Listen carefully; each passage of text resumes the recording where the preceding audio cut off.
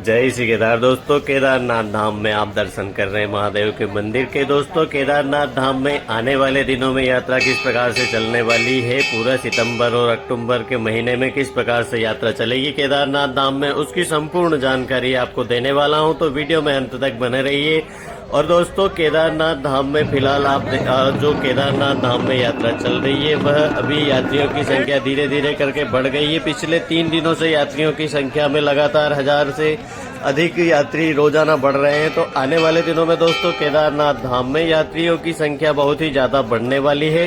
दोस्तों, पिछले 2 महीने तक केदारनाथ धाम में जितने भी यात्री आ रहे थे उनकी संख्या 3000 से नीचे ही रही थी और कभी 300-500 इस प्रकार से भी यात्री रहे थे।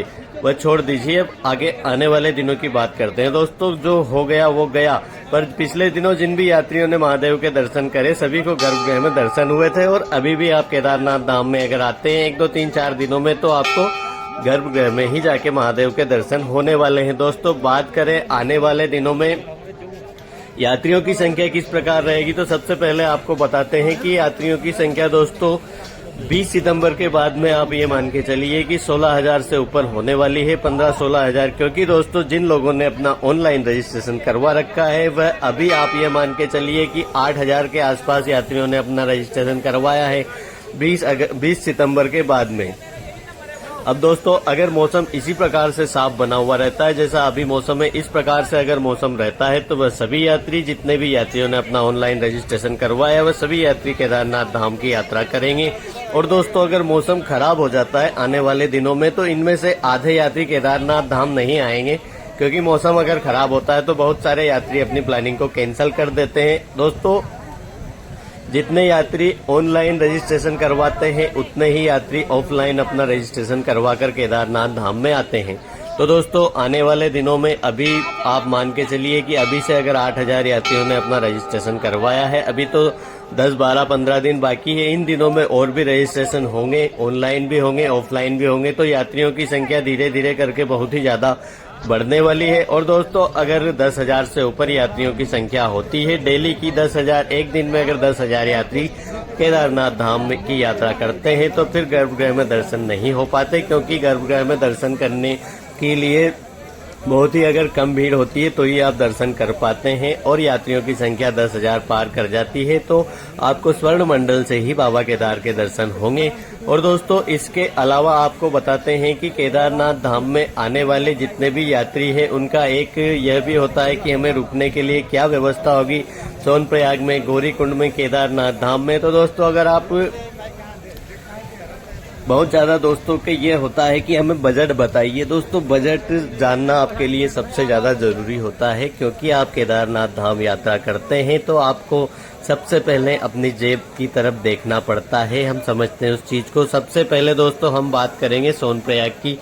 अगर आप सोनप्रयाग में एक नाइट स्टे करेंगे तो आपको एक रात के लिए वहां पे दोस्तों अगर भीड़ कम होती है तो 1,000 रुपये लगेंगे।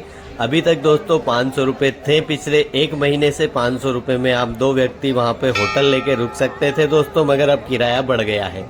अब अगर आप सोनप्रयाग में नाइट स्टे एक नाइट के लिए करेंगे तो आपको 1,000 से 1,500 देने पड़ेंगे। और आने वाले दिनों में दोस्तों सोनप्रयाग में अगर आप रुकते हैं तो 3,000, 5,000 तक किराया जाएगा।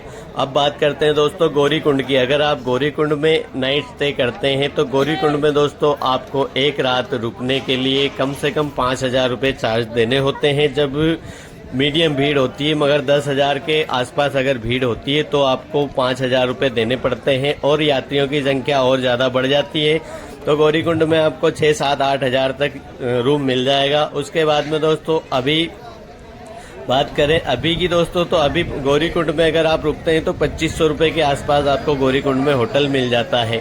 अब बात करते हैं केदारनाथ धाम की। दोस्तों, अगर आप केदारनाथ धाम में अभी रुकते हैं तो अभी केदारनाथ धाम में जो रूम का चार्जेस है वह 1,500 रुपये तक चला गया। पिछले 2 महीने से 1,500 इसी प्रकार से यहाँ पे रूम मिल रहा था। पर अब यात्रियों की संख्या थोड़ी बढ़ी है तो यहाँ के होटल वाले भी बढ़ जाते हैं। दोस्तों, यह नियम है केदारनाथ धाम का कि अगर आप केदारनाथ धाम में आ रहे हैं, यहाँ पे भीड़ बहुत ही कम है तो आपको 200 रुपये में भी होटल मिल जाता है।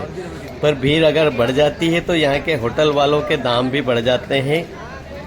दोस्तों अभी केदारनाथ धाम में अगर आप रुकते हैं तो आपको 2000 रुपए में आज की डेट में अच्छा सा होटल मिल जाएगा 1500 से 2000 के बीच में। और यात्रियों की संख्या जैसे ही बढ़ेगी इसका रेट भी उसी प्रकार से बढ़ेगा। जैसे 1000 यात्री बढ़े तो 1000 रुपए बढ़ जाएंगे। 10,000 तक अगर यात्रियों की संख्या हो जाएगी तो यहाँ के रूम का किराया 10,000 हो जाएगा। दोस्तों इस प्रकार से केदारनाथ धाम में रूम के चार्जेस बढ़ते हैं घटते हैं। तो केदारनाथ धाम में अगर आप आने वाले हैं उस समय पे आएंगे जब भीड़ बहुत ही ज्यादा होगी, तो आप अपनी व्यवस्था इस प्रकार से अपने साथ में लेके आइए कि आपको केदारनाथ धाम में अगर बहुत ही ज्यादा भीड़ के साथ में आप अगर यात्रा करते हैं तो आपका जो टोटल खर्च होने वाला है दोस्तों वह आप यह मान के चलिए कि प्रति व्यक्ति आपको 15,000 से ऊपर ही केदारनाथ धाम में पूरी यात्रा आप कर पाएंगे। तो बजट आप सबसे पहले प्लान करिए। और आने वाले दिनों में दोस्तों रजिस्ट्रेशन कंपलसरी होने वाला है। फिलहाल रजिस्ट्रेशन का कोई लोड नहीं था, पर आने वाले दिनों में अगर आप केदारनाथ यात्रा करते हैं तो आपको रजिस्ट्रेशन करवाना अनिवार्य है दोस्तों। अब बाकी की जानकारी आपको कल वाली वीडियो में देंगे। तो दोस्तों मिलते हैं कल एक नई वीडियो के साथ में। जब तक के लिए हर हर महादेव, जय श्री केदार, जय भोले भंडारी। और संपूर्ण जानकारी हम आपको देंगे आने वाले दिनों की।